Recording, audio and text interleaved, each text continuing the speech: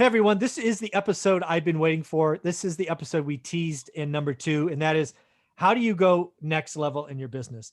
And what do we mean by next level? We want to put some numbers on it. If you did 50K in 2020, we want you to do 100. If you did 100, we want you to do 200. If you did 200, we want you to do 400.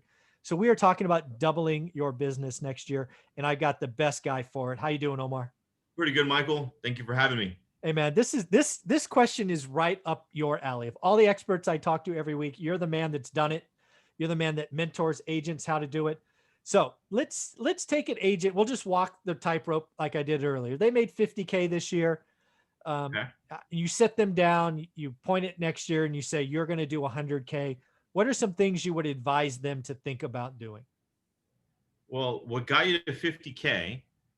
Find out what deals got you to 50,000. And then if we're talking about a real estate agent, majority of the time to get to 50K, you represent a few buyers. Yep. Okay.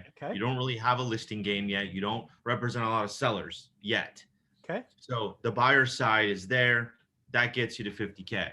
Now, if you want to get to $100,000, and the timeline of how fast or how long is technically up to you. How fast do you want to work? Do you want to work weekends?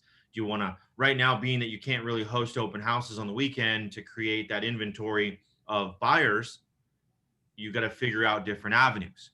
Okay. So now, if you want to get to that 100K, there's just a small change. You're still representing your buyers. Now you're asking for them to give you a couple more referrals. Okay. Because then if you do a great job in servicing that buyer, they're going to go refer other people. And then now knowing that there's going to be a $15,000 tax credit for these first-time home buyers, why not let a bunch of people know? Okay, that's one avenue of your business, of your real estate, career, is the buyer side. So you'll get to 100K, adding a little bit more value to your buyers, servicing, asking for referrals, but then you're going to start understanding like, hey, I need to represent some sellers. I need some sellers that want to take advantage of the market and secure their equity and be able to go get another property or sell theirs at a good chunk. And you have now 2,000 agents working for you when you list one house. I like that. So again, if you're an agent that made 50K in 2020, congratulations. It was a tough year. Man, if you're a new agent in 2020 and you did 50K, congratulations. Yeah, really. Yeah, exactly. I love that though. So if you're going to get to 100K, again, doubling your business. And I love doubling. I talk to too many coaches and managers and go, hey, we're going to do 10% better or 12%. That's nonsense because you don't challenge yourself. When you're only looking at 10% growth, you go from 50 to 55. It's so easy to go, I'm just going to make one more call a day. Like, that's nonsense. Let's double it. And I love it. That's one call a month, Michael. Exactly. That's one extra call a month. Yeah. Let's not do 10%. Let's go for 100. Everybody, 100% growth. And I love it. Basically what I took from there is, if you're an agent, you probably worked your network. You probably did your high school or college friends. You talked to your neighbors, you got some buyers. But now you're going to ask for referrals and you're going to show those folks more. I think that's great advice. And again, you're staying in your lane. You're still predominantly helping buyers. Maybe you sprinkle in some listings. But that's a great plan. Does that kind of make sense from 50 to 100? You ready for the next bracket? 50 to 100, that makes sense. Your sphere of influence, since you don't have one yet, technically, your database is barely starting. Right. So you're rounding that out. Yes. I want you guys to start hearing this between that 50 to 100 and then your sphere of influence, letting everybody know that you're in the business. That's going to be key because now when we get to 100 to 200, this is where it starts kicking in. Well, cool. Let's do it. So the next bracket is, hey, you made 100 grand in 2020, probably been in the game for a while, probably got 2 or 3 years under your belt, my guess. So now if you're going to go from 100 to 200 next year, what would be the advice from Omar? Okay. If you're at 100K, you're obviously going to be, you already had a few transactions. You've had some great reviews, which I'm big on reviews because that's what feeds your referrals. Okay. And when you're at that 100K level, you probably represented a couple sellers, not a whole lot, but you did, depending on your market too. In our market, our checks are only $6-7 grand. So this is huge. Making $100,000 in call it Southern California, that's only selling 10 houses. So wherever you're at, like in Fresno, you're at 350, 15, 20 houses. That's about the range. So I want you guys to really know about this 100 to 200K range. Is if you focus on the foundation of your database of your past clients, and you wine and dine them, and you let them know that you are appreciative of them choosing you over all these other realtors out there, they're going to feel all warm and fuzzy, and then they will start increasing. You should get a good 7 to 10% return on your database if you do it correctly. And this is where I want you guys to start implementing your client appreciation events, your ability to send out mailers and postcards to your database saying thank you. Okay. That's awesome. And now that you're a listing agent, more or less, start letting other people know that you just listed a home. Let your neighbors know. Do the radius and let everyone know, hey, we just listed this house. Oh, by the way, followed up with, we just pended this house. It just went into escrow. And then one more time, we just sold this house. It's so simple, but people don't want to spend the money to do so. That will get you to $200,000 like that. Because literally, in a course of a year, if you do another 10 transactions and you figure that it's, and you have about 8 to 9 listings that you took in that calendar year, which is very minimal in this market right now where everybody wants to sell. So if you just add another 10 and then you do a radius, you'll end up getting to that 200K range. Okay. And then now when you're at that 200K range, you now have a good base of a database that you're able to ask for more business. Nice. That's amazing. So again, not your words, mine. What I heard from 50 to 100 is you need to start acknowledging that a database is important. You need to put work in there. From 100 to 200, it's start attracting and converting. So, okay. So now you made 200. Now let's go to 400. Okay. So I do want to clear something up though, for everybody that might say, oh, well, what about this? What about that? Sure. 100 to 200K. This is what you need to really, really work on. Your skills in the business that you're in, the ability to talk to people, know what to say, when to say, and find people's motivation. Because the person that's been in the business for 10 years kind of already knows that, right? But if you're in the business for 2 or 3 years, you're barely starting to learn this. But if you pay attention and you execute on the, if you have a coach, if you pay attention to a broker that's actually doing it, listen and execute on what they tell you, because at the end of the day, the number one motivation for anything is finding their why. Yeah. Why are they selling? Why are they moving? Why do they want to buy? They want to take advantage of that $15,000 tax credit. Great. They've been renting for 2 years. Awesome. So this is along with everything I just stated, because the person with the better skills is going to convert more than the person with no skills. Cool. So the first 50K person, they're probably just reacting, right? They're that person that's excited just to get the phone call. Yes. From 100 to 200, you've got some game. You're digging for whys. You're validating. You're checking time frames. You're doing all that. Okay, I'm with you. Totally agree. Now you're going from 200 to 400. Again, 200 in 2020 is no joke. Congratulations, much respect. But let's double that in 2021. What are we going to be doing there? This is huge, because to get to a $400,000 mark as a realtor, that's a lot of properties that you're selling. Would you be in the top 1% at that, you think, or top 5%? I would, in my area, if you're making 400K, yeah, you're probably top 3%. Okay, just curious. Yeah. That's in a big deal. Area, yeah, for sure. It's a big deal, and notoriety, everything's there. You're helping a lot of people.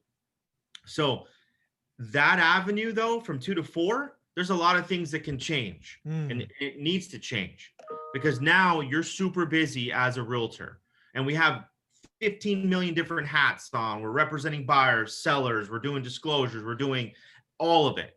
The number one thing I would say is at that point, or maybe even at 150, you get a TC. So now you transaction coordinator. So now you're not doing work that you can pay somebody else to go do, which is just the paperwork aspect of it. So you can go get in front of more buyers and sellers. Mhm. Okay. So know that, know what your value is worth per hour. Okay. This is super key.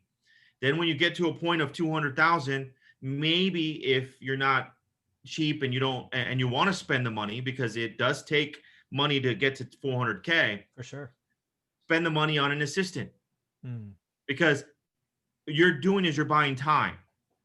And there's no way that I get to $400,000. I don't think any realtor, without having a transaction coordinator to take care of the files Mhm. and an assistant to take care of the phone calls when you're at other appointments. Right. So, along with understanding, and maybe at this point of the game, you get yourself a coach that tells you and that helps you get and compartmentalize everything that's on your plate for you, so you can go work with more sellers that give you that 8 to 10 to $12,000 per hour return. Right. So that's going to be really key. I know I said a bunch of stuff right there, and it probably went over a lot of people's heads, or agents that are listening, if you're new or you've been in the business a while. And if I'm missing anything, well, I mean, we all work differently. Yeah. So in this sense, to double that income in 2021, ride the market of the appreciation of the equity that's out there for people, Right. right? For sellers, Yeah. help them, just create the ability to let them see, you got to guide your client, Sure. but all of that has to happen with a team, Yeah. with people in place. So this is amazing. So again, getting to 50K, going to 100, it's about blocking and tackling and realizing that a database is important. 100 to 200 is actually turning that and having a process. The whole, we just listed, we went pending, we sold, that marketing, you're spending a little bit in focus radiuses, but to go from 200 to 400, it's team. You don't get time back, right? Doing transaction coordination, not a great use of a realtor's time when you can make, I don't know, pick a number, 10 grand per appointment, Right. right? Pay someone to do $200 worth of work or whatever it is. Find an assistant, because again, when the phone rings, somebody has to pick it up, right? You're in a business where there are hundreds of other agents they could call. So if it's not you, have somebody pick up the phone. Live pick up the phone and walk the clients through the transaction, because so many times I go on a listing appointment for an hour and a half, there's 30 phone calls, Yeah. but my assistant is taking care of all of the escrows that I have, so we don't get the bad review. So Yeah. our service stays up. So guess what happens when your service stays up? They refer you more people. Oh, beautiful. Beautiful. So the other thing I want to mention, you talked about a coach, and I think you're one of the number one coaches out there. So if a real estate agent wants to go next level, even if it's 0 to 50, 50 to 100, 100 to 2 to 4, how do they follow you? How they get a part of the program? What do you got for them? You guys can follow me at on IG at Omar_Alfaro.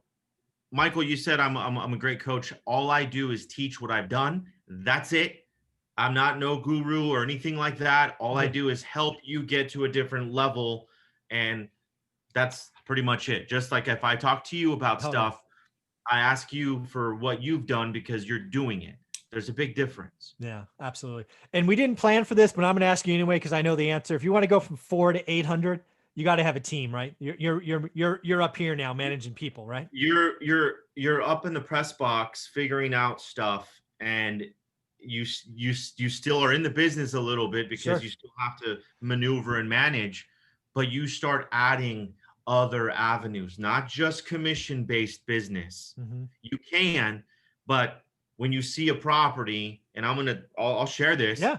When you're at an appointment of a listing, and they want to sell now, are you going to take that 6% listing, or are you going to buy that house to potentially make 50,000 in 1 hour?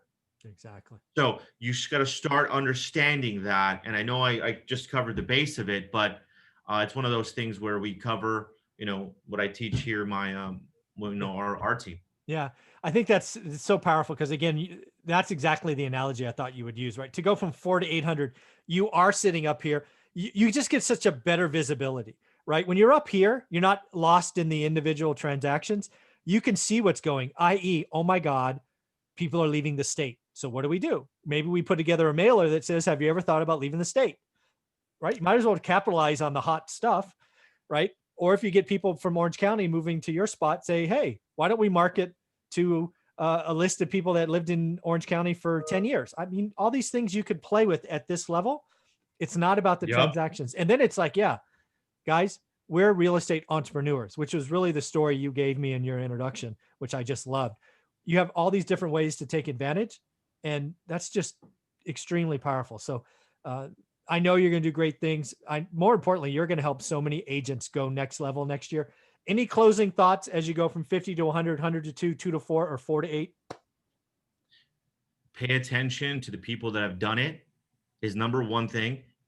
And just because you got to 200K doesn't mean you made it. Yeah, oh, thank you. There's a big difference between, oh, I made $100,000 in a market. Okay, but humble yourself enough to know that you can go do 200, you can go to 400, but know that the person that made $100,000 isn't going to be the person that made 400K, because you have to evolve and you have to be able to expand your mindset to get to $400,000. And that's the big difference that I see a lot of people, they get complacent making 150, 200K, then they complain about it. So just be humble enough to know that you don't know everything. Somebody else is making what you just made a year, they make it in a month. Yeah. So think about that for a minute.